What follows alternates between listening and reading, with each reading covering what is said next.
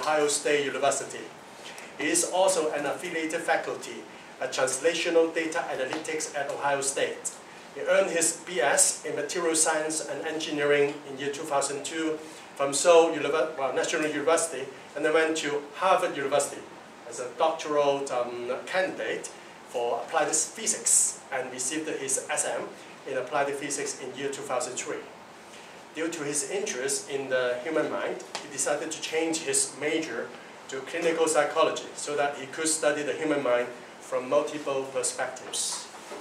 He continued to receive his MA in clinical psychology from Seoul National University in year 2006 and his PhD in clinical psychology from Indiana University, Bloomington in August year 2012.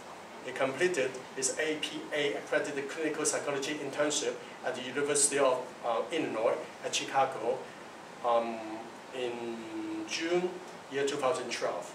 He worked then as a postdoc for 2 years at VTCRI and for a year at Virginia Commonwealth University Institute for Drug and Alcohol Studies. Dr. Ahn is going to deliver the following academic seminar titled Challenges and Promises for Translating Neuro Computational Tools into Clinical Practice. Let's welcome Dr. Ahn. Thanks so much.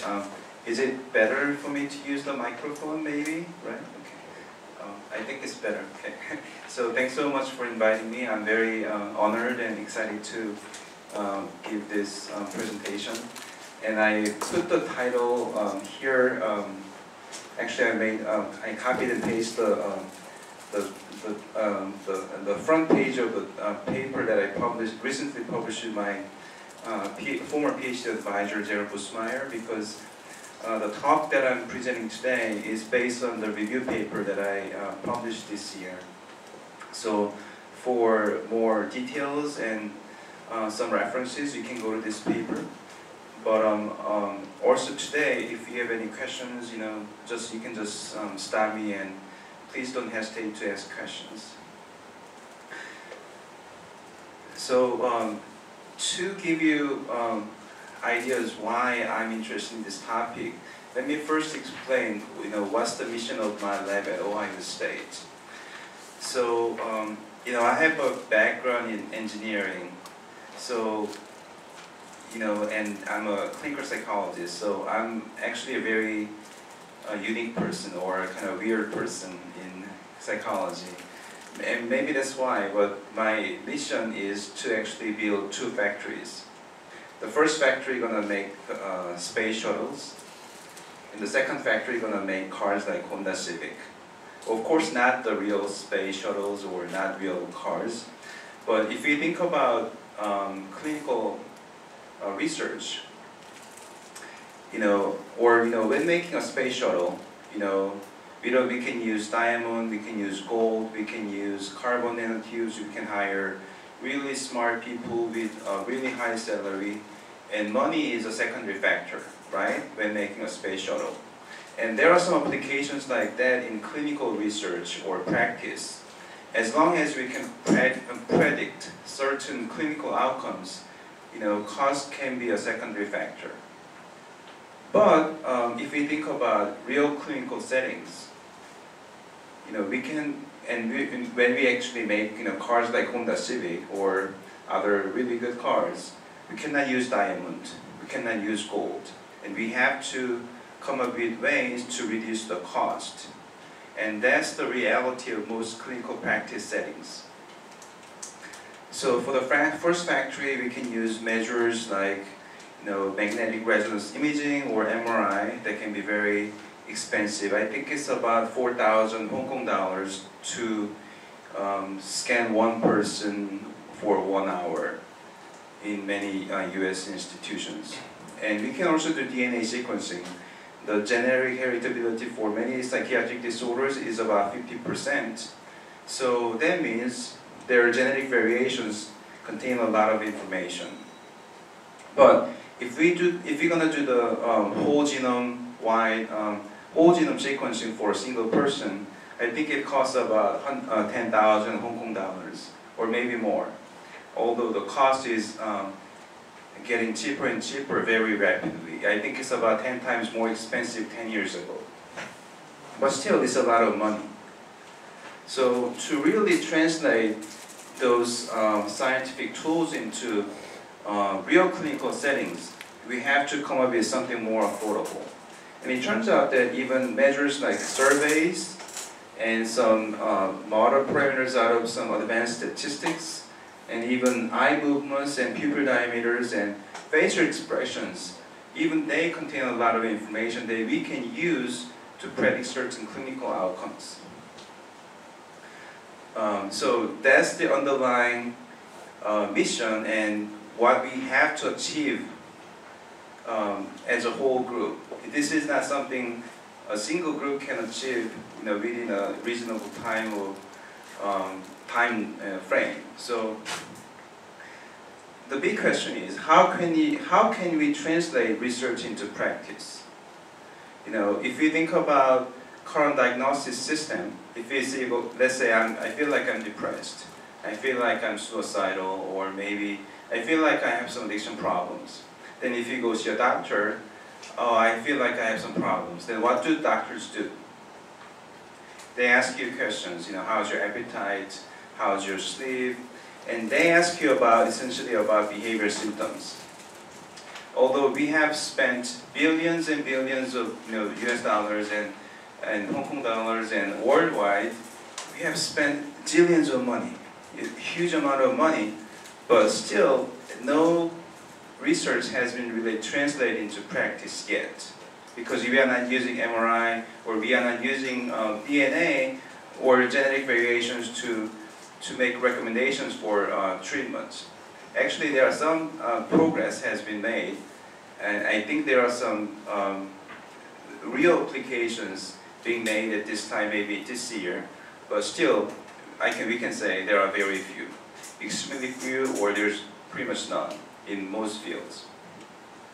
So, and really a big question is, after, let's say for substance use disorders, I think it's better to identify who's at high risk and do some prevention interventions rather than try to cure them after they have severe problems.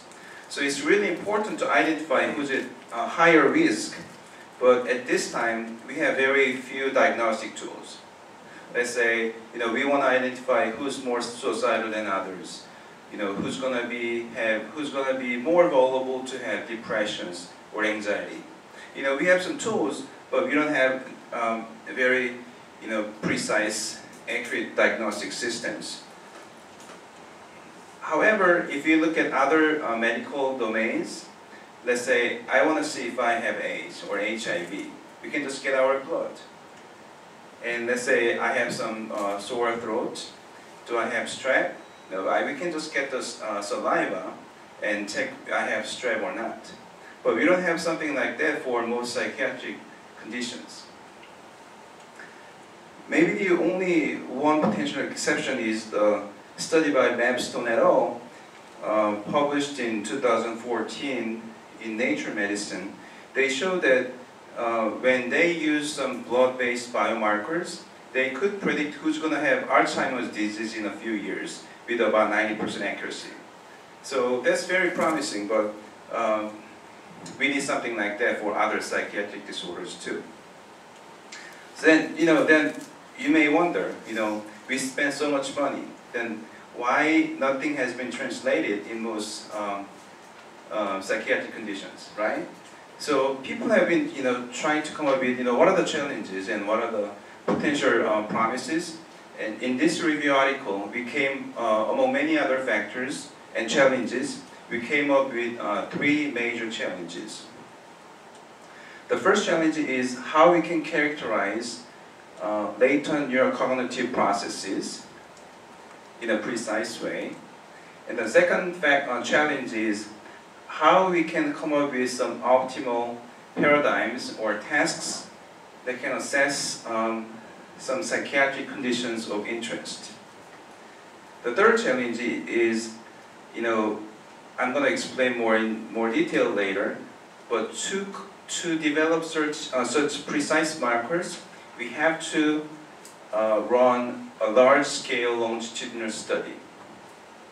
So, but of course, it's a lot of money and time is required. So, how we can develop a large-scale longitudinal studies, and out of these studies, we have a lot of data and information, and that's again another big challenge. How we can integrate the multimodal data and generate predictions out of the high-dimensional data sets. So I'm going to go over each challenge in more detail later on, and what are the potential promises we can address these challenges. And everything eventually boils down to how we can save money and time. So here's the first challenge. So you may wonder, okay, why do we have to care about latent or hidden neurocognitive processes? Here's an extremely simple depiction of the relationship between behavior, cognition, or emotion, and the biology. So if we just look at the behavior, let's say, some teenagers are doing some drugs. Despite huge consequences, they can lose jobs, they can go to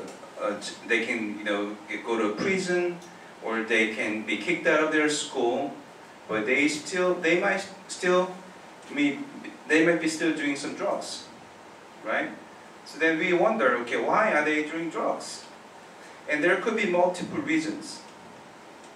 They could be highly sensitive to certain rewards, like illegal drugs, or cocaine, or amphetamine, or heroin. Or they could be ignorant of the potential consequences. Or it could be both, or it could be something else. So if we just look at the behavior alone, we cannot actually infer what's really driving this behavior. So to really understand and to really intervene with these potential problems, we have to understand what really underlies these behaviors. And of course, there are some underlying neurobiology, and as I mentioned, genetic heritability is pretty high for many psychiatric disorders. So we have to understand how the genes affect the brain activation, and how the brain activation and the interactions of the genes, brain, and behaviors are leading to those probabilistic processes and symptoms. So I hope many of you are convinced that okay, we have better understanding of the latent processes, not just on the behaviors. But if we think about some psychiatric conditions like depression and anxiety, at this time all the disorders are defined at the behavioral level. When whether I have depression or anxiety, it is based on the symptoms I may show, right? So and as you may know, there's a lot high comorbidity between depression and anxiety. About 50% of the people who are diagnosed as depression, maybe they also meet the criteria for certain anxiety disorders. So to really understand those latent neurocognitive processes, we have to come up with a certain framework that can allow us to describe or explain those behaviors and symptoms in a systematic way. And people recently suggested that maybe decision making can be a useful framework, because we make decisions all the time.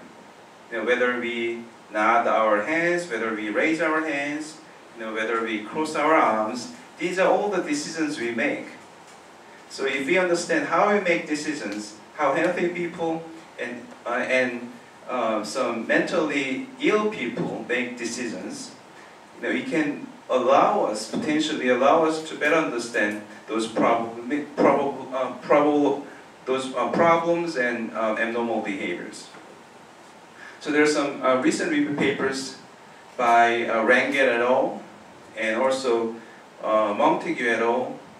And there's some kind of a framework that can allow us to tease apart certain behaviors and symptoms into latent processes. And it turns out that to reveal the latent neurocognitive processes, one of the most promising tools is computational modeling. So what I mean by computational modeling is we essentially build a mathematical model of certain human behaviors and animal behaviors that can allow us to build some mechanistical understanding of the phenomena. And because these models are formulated with equations and in a more quantitative framework, the predictions coming out of those computational models can be falsifiable and can be very precise, and it's easier to be tested in clinical patients and other study groups. And also, when doing computational modeling, we essentially use the same amount of information compared to when we are just doing the when we are just looking at the behaviors. Here's a kind of a proof of concept study done by Wiki et al. So here, y-axis is the classification accuracy, indexed with the area under the curve of the ROC curve.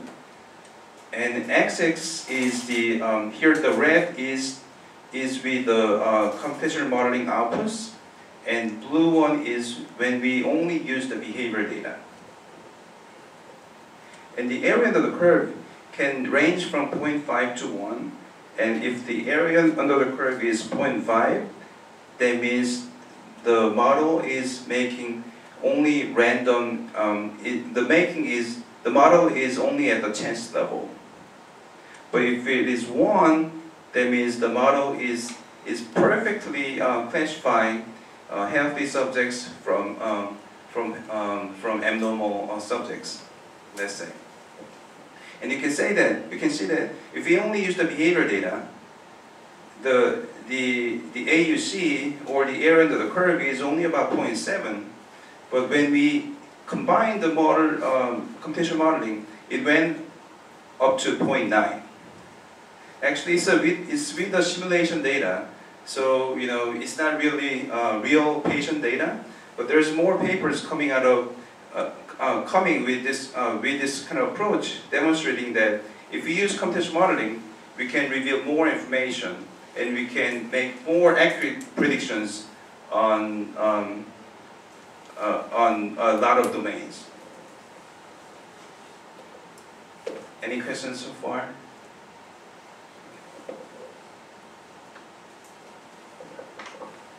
I'm going to go back to the history of the modeling briefly, because it is actually important to understand, as I will explain in later slides.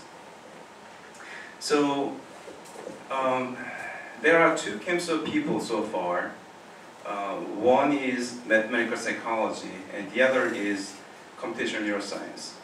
And they somehow independently applied computational modeling tools to psychiatric research, and they have done a lot of work in a separate way, but sometimes in a different angle.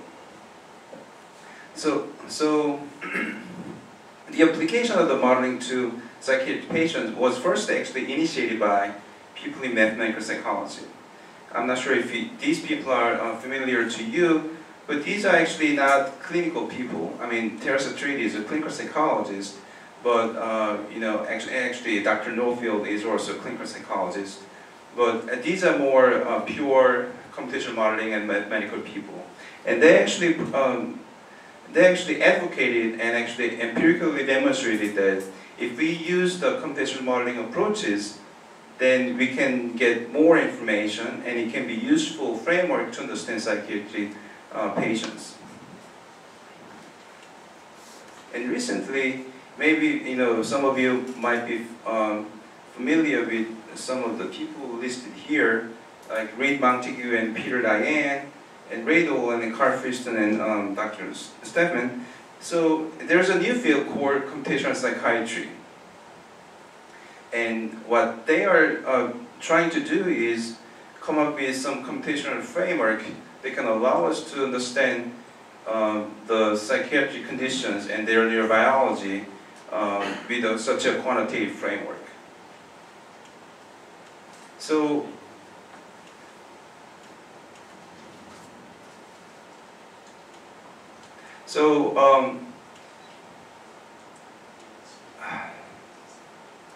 I'm pausing here right now because their approach has been a little different. The first camp, people in mathematical psychology, they often come up with some modeling approaches based on some clinical intuitions. Let's say, I'm interested in schizophrenia, or I'm interested in some depression, and based on some clinical judgment and in collaboration with clinical people, they apply the computational approaches to those clinically meaningful domains. But typically, people in computational psychiatry or computational neuroscience, they have slightly different angle. They are more interested in understanding specific constructs of decision making or the interactions between decision making systems, and they design tasks and also some approaches to address the question of their interest. So I'm going to talk a little bit more about their differences when I talk about the second challenge, which is the development of the optimal assays. And when doing the computational modeling, one of the critical components of the modeling is the parameter estimation. Because in computational models, there are some key parameters that reflect some psychologically meaningful constructs, like running rate, reward sensitivity, or punishment sensitivity. And how we estimate those parameters is a critical component. And currently, the gold standard is called hierarchical Bayesian analysis. And when many people hear the term, they actually feel like, okay, that sounds really complicated, and they feel like, okay, I had better not really approach it. But actually, the idea is really, really simple. So let me explain you what hierarchical approaches actually refer to. So let's say you met a guy, and you are thinking about dating this guy. Maybe the picture isn't really clear here, but let's say he's handsome, maybe he's smart, maybe he's rich, but you are not sure how nice this person is, which is called here, let's say, parameter n. And here's a challenge. You don't have a lot of time. You have to decide whether you're going to have a serious relationship with this person maybe within a week. Maybe you have to go abroad, or maybe he's only visiting Hong Kong for about a week.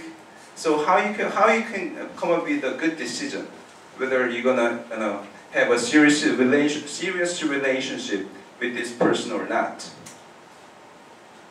And let's say you've taken some statistics courses, or maybe Bayesian statistics courses, and based on the knowledge, you may come up with a solution. Okay, maybe birds of a feather flock together. So let's invite his friends to a date. And maybe more than one, or two, or more. And let's estimate how nice his friends. And then let's estimate how nice the whole group is. Then the estimation of the niceness for his friends can actually inform the niceness of your guy.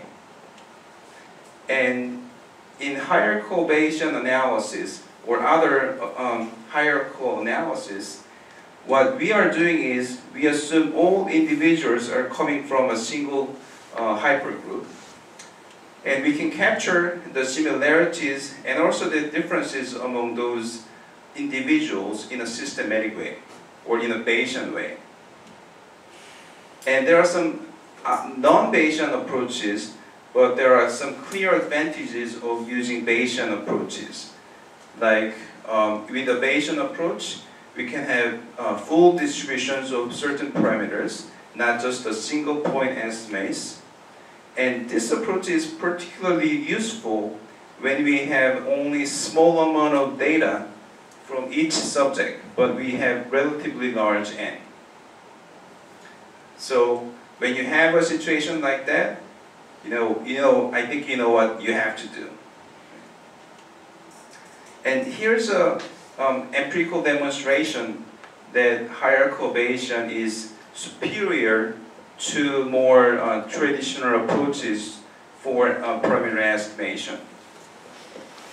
So in this study, we generated some simulated data using some true parameter values that we know, which are black circles here, and we try to recover the true parameters either with hierarchical Bayesian or with a traditional method called individual maximum likelihood estimation.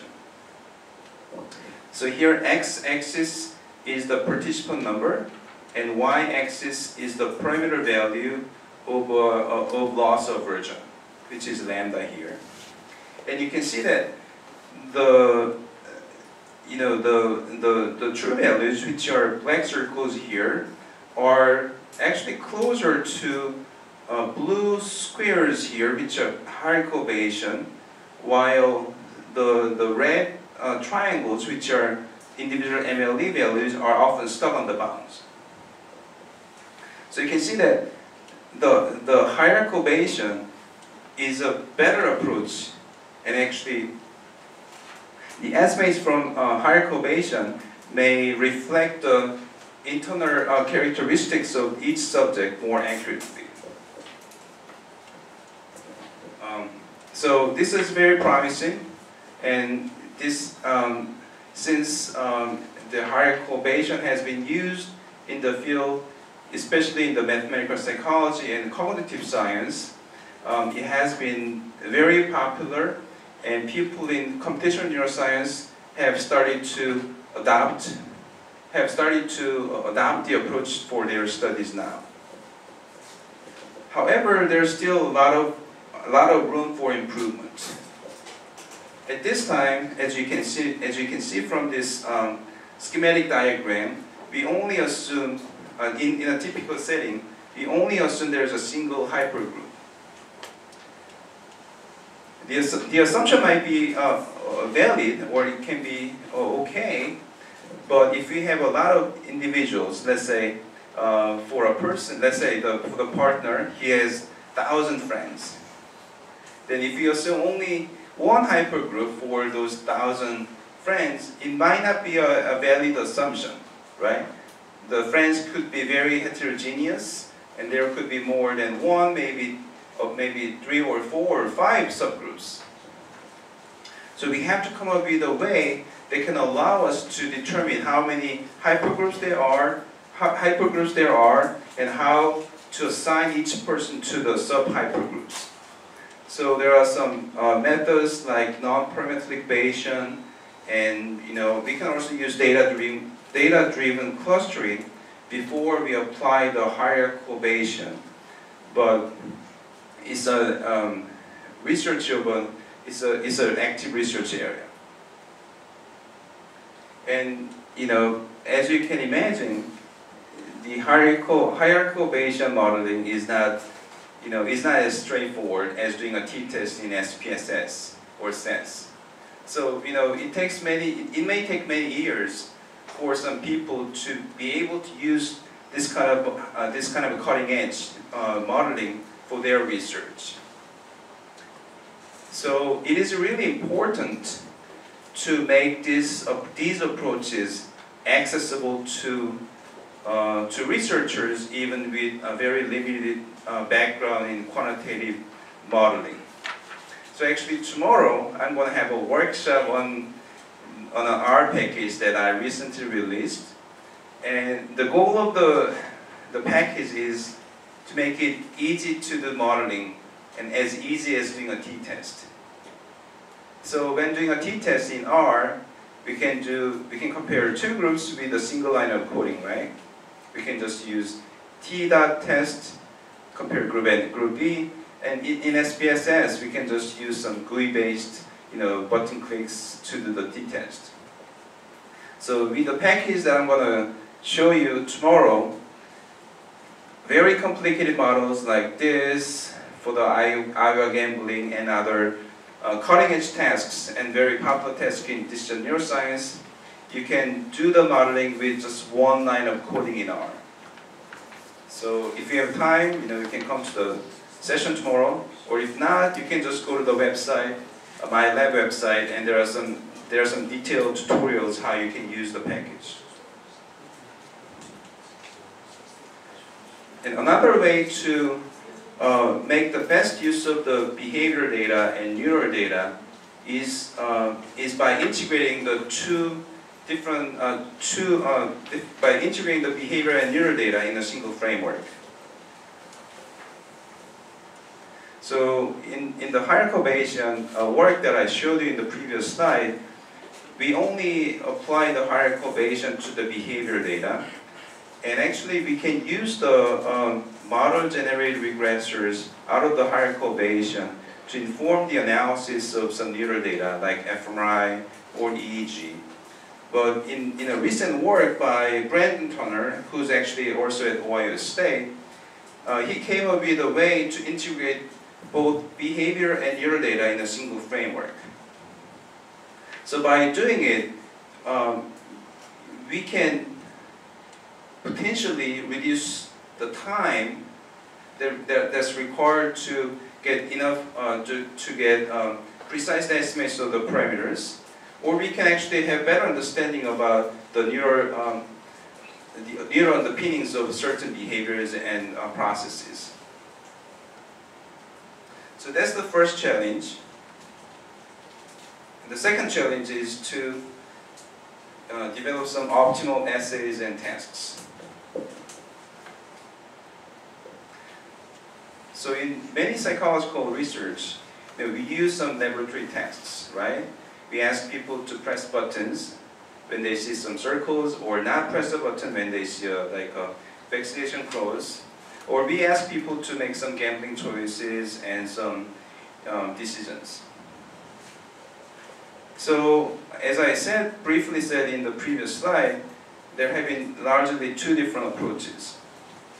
In the first approach, clinicians usually develop or adopt some interesting tasks to mimic some naturalistic risk-taking behaviors. Let's say I'm interested in, it seems like schizophrenia patients have some working memory deficits, then we kind of adopt already developed a task that is used to assess working memory.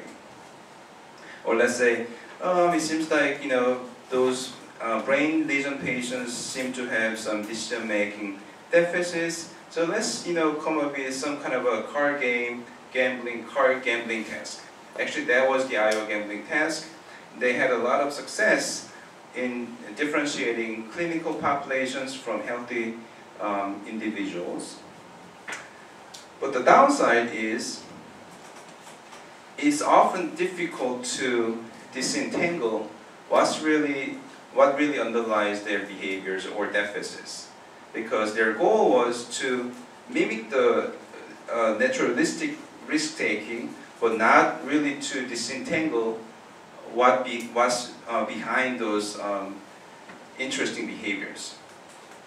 But the second camp, usually people in economics or computational neuroscience, they often start with a different approach.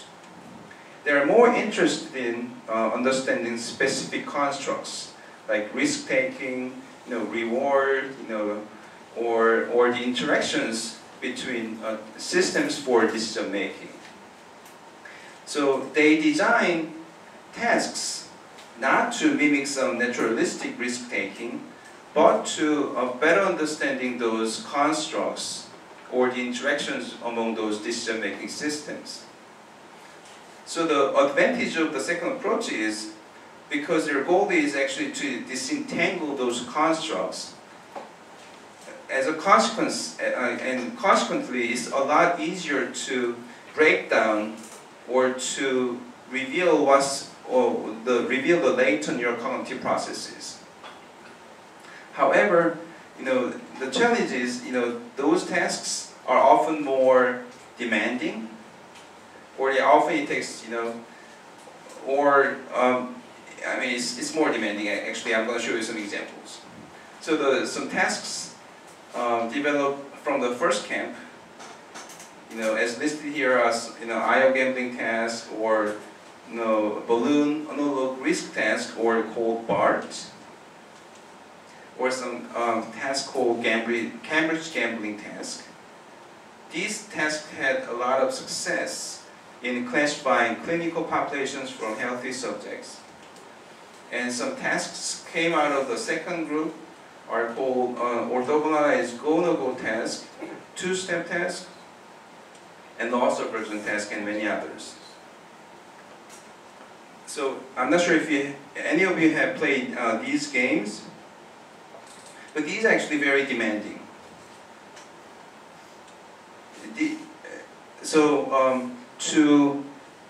To apply or adopt these tasks to clinical populations, it might be difficult to interpret the results, because these tasks are often developed for undergraduates at Princeton and Caltech, or top universities in many advanced countries, and they have really high IQ and high working memory capacity, whereas clinical populations, they often have limited attention span, and often with a very limited reduced working memory capacity. So some of the deficits, if they show some deficits on those tasks, it could be driven by their general intelligence or cognitive capacity.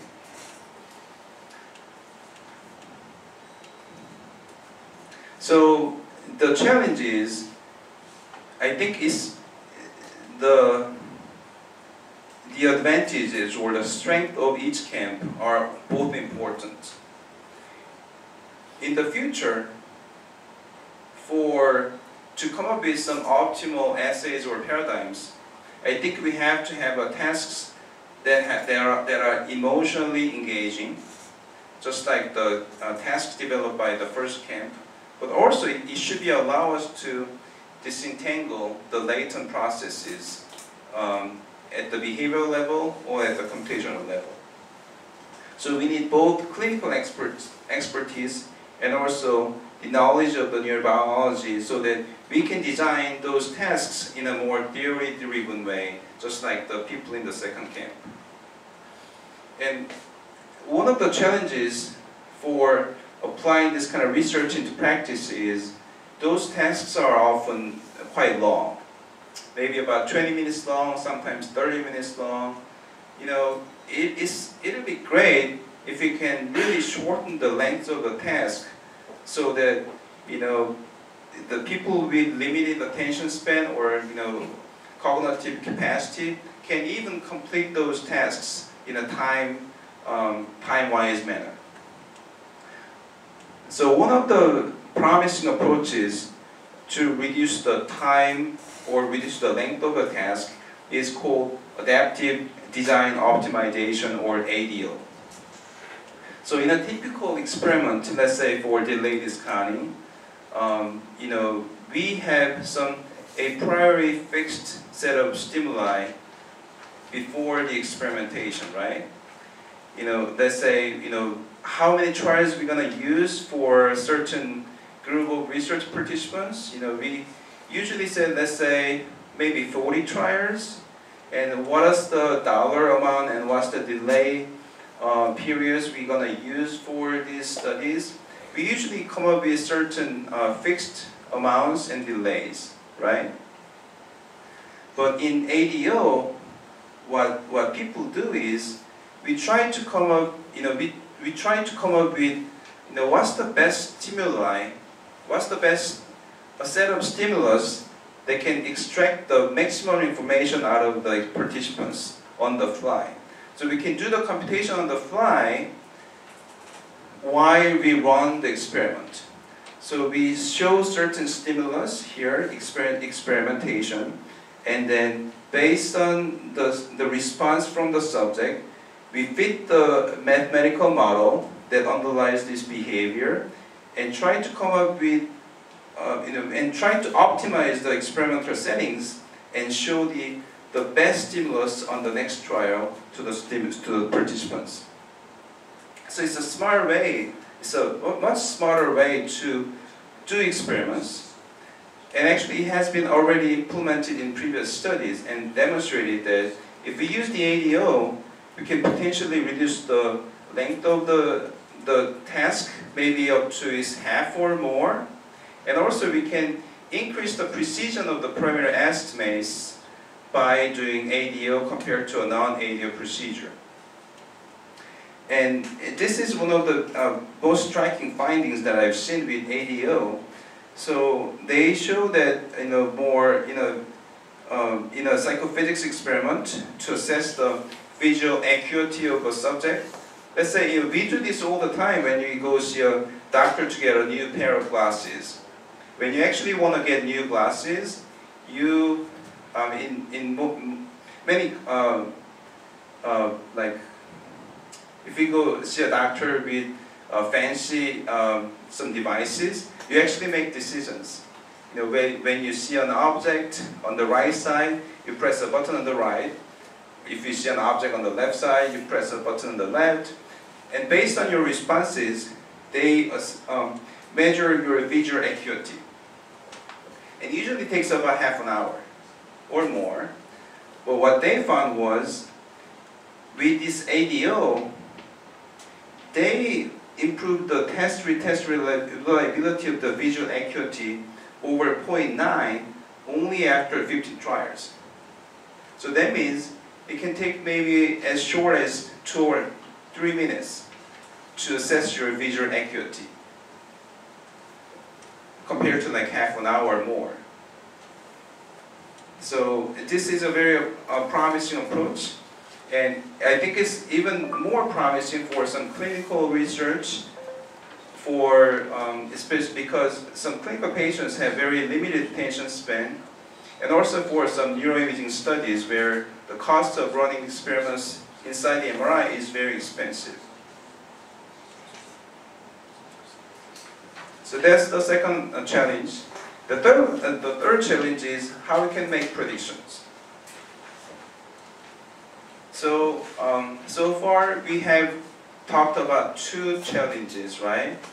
How to reveal latent neurocognitive processes and how to come up with better designs and better tasks. And all those questions actually boil down to one question. How can you make predictions? How can you tell whether this person is mentally ill or not? Or how do we know whether this treatment will work for this patient or not? We want to make predictions as a psychologist or as a scientist. And these days, the amount of data is huge.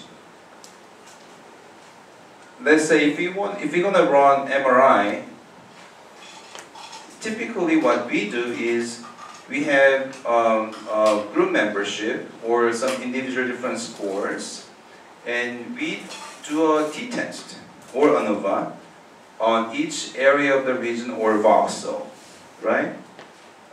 And then try to find what are the group differences, what are the measures, or what are the regions that are significantly different between the 2 groups, or that are significantly related with the individual different scores. But more trendy approach, or potentially a better approach, is we actually use the whole measures, the whole pattern of the data, and try to come up with a data-driven approach that can maximize the prediction accuracy of the individual symptom scores or the group membership. and given the we are in the big data state, big data. We have it's a big data. We have a lot of data in our research, and even though you are not using MRI or some brain biological measures, if you run like a clinical study, we have actually a lot of different measures. Typically, for assessing depression, we don't use just one single survey. We use survey 1, survey 2, and survey 3 or more, because we don't want to miss any construct or any symptom, because we want to get everything out of the patient.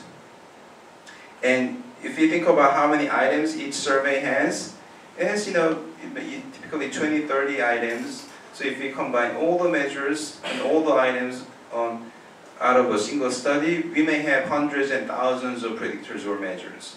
So how to combine and how to find patterns out of the kind of the big data is a really important question and really important methodological challenge we have to face. We are facing right now. So this approach is has been very popular in cognitive neuroscience, and it is being used more and more in clinical research in recent years. And some of the examples, I'm going to show you some examples here. First, the paper by Villa et al. Published in Nature 2014. So they recruited adolescents at age 14. And what they wanted to achieve in this study was, because many drug abusers start their drug use when they are teenagers. So it's important to identify, who's at higher risk. So what they did was, at age 14, they, asked those teenagers to come to the lab, and they collect their brain data, structure of brain, functional brain, and also their genetic variations, personality, family history, and also laboratory tests. And they have a lot of data, and then they use the machine learning or a multivariate pattern analysis approaches to predict who's going to be alcohol misusers at age 16. And actually, they had quite a big success. They could predict who became alcohol misusers in 2 years with relatively high prediction accuracy in completely new samples. And what they found was some brain measures were predictive, but also the most predictive measures were personality and family history. So what the research suggested, to maximize the prediction accuracy, you don't necessarily have to use the brain or biological measures. Sometimes behavior measures can be as predictive or even more predictive than biological measures. And also, in my recent studies, we showed that even behavior measures of impulsivity could classify people with current substance use or past substance use with high classification accuracy, even though we only use the behavior data. So whether we have to use the biological data or more expensive measures, or behavior data or more cost-effective measures, I think it depends on the research questions. If you are just interested in prediction accuracy while minimizing the cost, then we might be able to use more cost-effective measures to achieve the research aim or the goal. But if you are more interested in the interplay between biological substrates and measures, then we have to use those biological measures. Also, what kind of in machine learning, there are many different algorithms and methods. Maybe you heard about AlphaGo. The Google DeepMind beat one of the best Go players in the world, and it was published in Nature last year, maybe this year. And that's one of the leading machine learning algorithm called deep neural network. And also, so related to that, in this Whelan et al. Paper, they used a regression-based method called elastic net. And the downside of the approach is it doesn't really care about the different domains, whether those measures or predictors are from genetics, or whether they are brain-based measures or they are personality-based measures. The algorithm doesn't really care, and is not able to capture the interplay between genes, brains, and behaviors, although in reality there's a complex interplay among those different modalities. So it's an active research area, and people are trying to understand how we can model those big data and complicated constructs.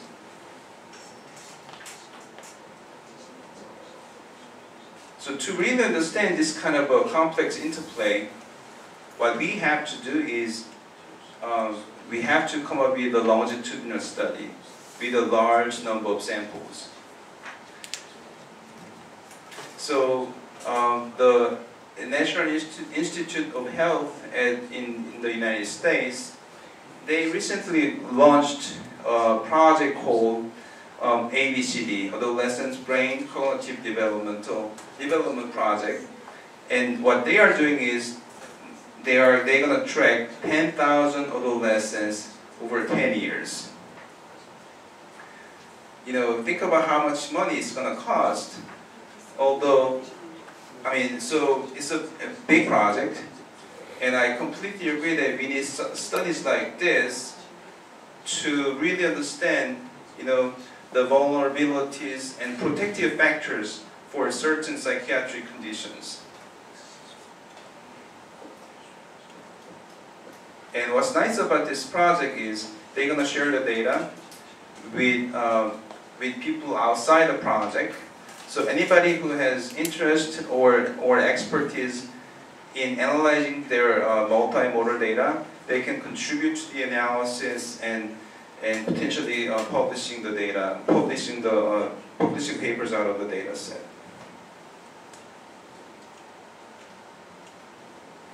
So let me briefly talk about cost-effective markers, and then I'm going to finish my talk because it's important.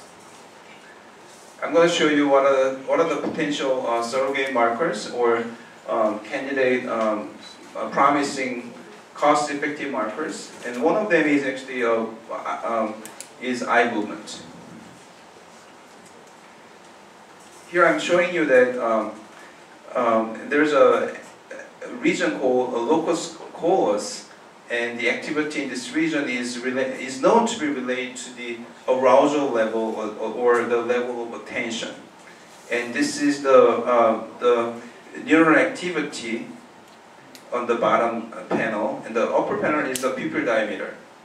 So you can see that the pupil diameter actually pretty accurately track the underlying biological signals here, which potentially suggests that we don't have to directly measure the locus coeruleus neural activity. We can potentially just track the pupil diameter to assess their arousal level. And here the x-axis is the D2-like receptor availability in humans. And y-axis is the spontaneous eye blink rate. So how they assess the eye blink rate is, just ask people to look at a fixation course about 5 to 6 minutes, and just count how many the people blinks their eyes. it's as simple as that, but there's a strong correlation between the dopamine D2 receptor availability and the spontaneous eye blink rate in those brain regions. I'm showing you a screenshot of a movie, The Intern, here. I'm not sure how many people actually watched the movie. So here, Anne Hathaway is the CEO, and Robert De Niro is the new intern for the company. And Robert De Niro Robert asked the Anne's secretary, if you have any tips for the interview or the meeting, please share it with me. And the secretary said she doesn't like people who don't blink enough while talking to her. So the Robert De Niro was hearing like, okay, then I have to blink like this to really give her a good impression. And I thought that was hilarious. I mean, that was interesting because given the strong association between the eye blink rate and the dopamine receptor availability, maybe she has some insights about the underlying dopaminergic activation and the spontaneous eye blink rate. And some other parameters out of the computational modeling approaches, they also can be potential surrogate markers of certain psychiatric conditions and related human cognition. And facial expression can be another surrogate markers. And this is a study that showed that out of the facial expression alone, we can actually quantify the level of pain from those patients. Because the face contains a lot of information, we can decode various emotions from the facial expression by using some kind of machine learning algorithms. And it has been applied to some mood disorders, and I think there's a lot of things we can do with the facial expression in psychiatric research. And also, in neuroimaging, I think there are some proof of concept studies that demonstrate that we can possibly extract more information out of the fMRI signals. In fMRI analysis, I'm not sure how many of you are actually doing fMRI analysis, but what we do is, here the blue line is the actual data, and in typical general linear modeling or GLM of the fMRI data, we fit those real-time series data with certain statistical model. It's called Gaussian, double Gaussian. I mean, it's like a hemodynamic response function. So there's a lot of assumptions behind those general linear model. And here I'm going to show you one terrible example of model fitting. So red is the model's prediction based on the GLM. You can see that there's the model doesn't really capture a lot of the true variability of the time